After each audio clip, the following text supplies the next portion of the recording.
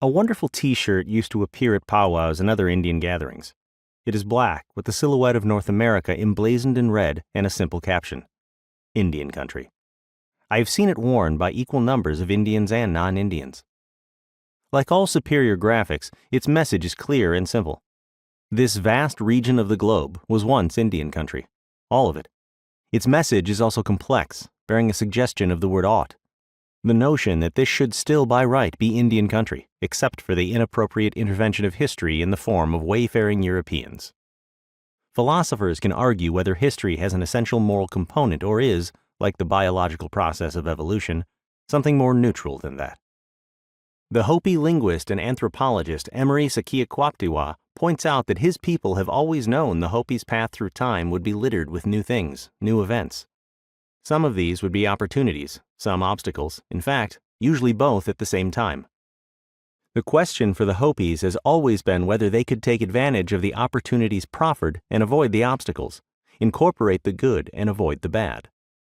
This is a very practical way to look at history, and perhaps more useful in the long run if history is to teach any of us very much, to serve as a landform we can keep in sight as we all navigate our way across the uncharted ocean that is the future. Today, some 2 million people who are Indians inhabit the United States, less than 1% of the nation's population. A widely held notion is that they are mostly rural people, living on reservations that are located for the most part west of the Mississippi. This is not true. Almost 3/4 of Indian people live off reservation, chiefly in cities.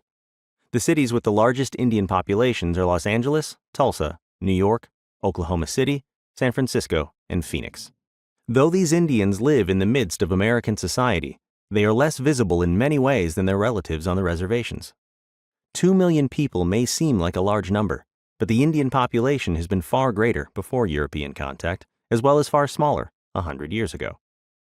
Today, there are more than 500 different federally recognized Indian groups, each with its own culture and past. Another 100 or so tribes are currently seeking federal recognition. As many as 200 tribes may have gone extinct since Columbus's arrival. Tribal size today ranges from 2 or 3 individuals to more than 250,000, the Navajos. In addition, estimates exist of as many as 15 million other Americans who have a discernible degree of Indian blood, but who long ago lost any tribal connection. Indian reservations range in size from 1/4 of an acre in a New England town to an area the size of West Virginia. Taken together, the Indian tribes represent the most unusual ethnic group in the United States. Unlike all others, the recognized tribes enjoy special political rights as nations, the tribes, dealing with another nation, the United States. This unique and extremely complicated situation, a matter of being both a part and a part, is referred to as sovereignty and will be one theme in this book. The Indian tribes collectively are also unique as an ethnic group in this country in that for many of them, their ethnicity is rooted in particular plots of ground, however shrunken now or different from the land they once called their homeland. Tying any other ethnic group in the United States to a place would be taken as the grossest discrimination.